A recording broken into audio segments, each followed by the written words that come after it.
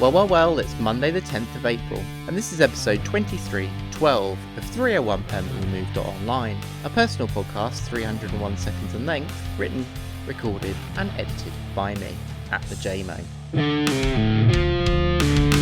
A friend asked me the other day, what tools do you use for thinking? And I replied, my brain?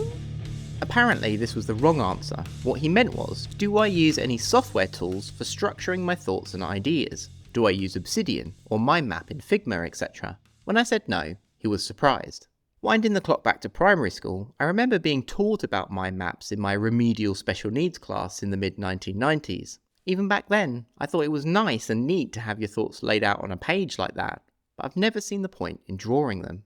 I've worked with people who think in mind maps. It's amazing to see people draw a mind map in real time on a whiteboard with a group of people in a workshop.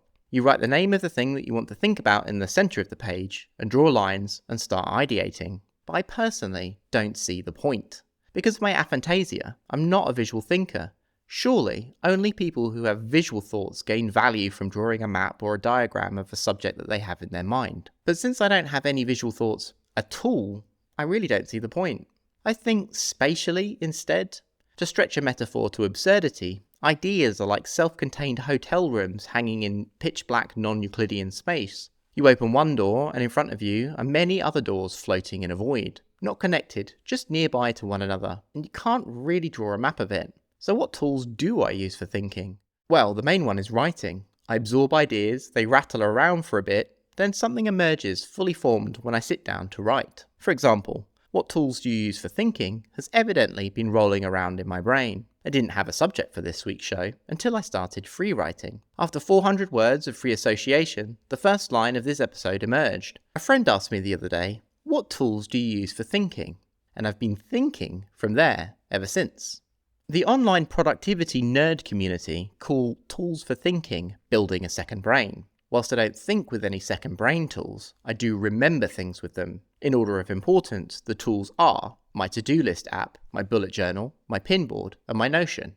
My diary is its own thing and needs a dedicated episode. So let's take each part of my second brain in turn. The book Getting Things Done changed my life. Following GTD principles, the Todoist app separates tasks into categories. I call mine things like hold the fort for stuff around the house, and transmissions for replying to emails. The app has 4 levels of priority for tasks, 1 through 4, and I try to work through them in order, clearing the list every day. Level 4 tasks that don't get done are up to a level 3 for the next day, and so on. I also have a lot of recurring tasks in the app. Some are daily tasks, like taking my Crohn's medication, and others reoccur weekly or monthly. Since discovering to-do lists, I have lived my life with an empty mind. I say, if it's not written down, it doesn't exist, which works flawlessly until you forget to write something down. I use my bullet journal as a place for thoughts and notes when I'm on the go, but I also write in there a weekly to-do list separate from the tasks in my app.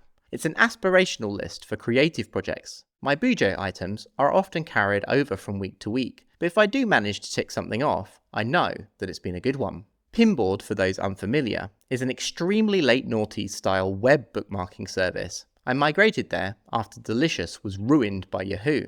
I have 15 years of good internet saved in my pinboard going back to 2008. I've checked and I have just shy of 7,000 bookmarks. If pressed, I'd say that pinboard is the closest I come to having a tool for thinking as well as remembering. I'll be working on something and think, I saw something about this once, and I'll search on my pinboard.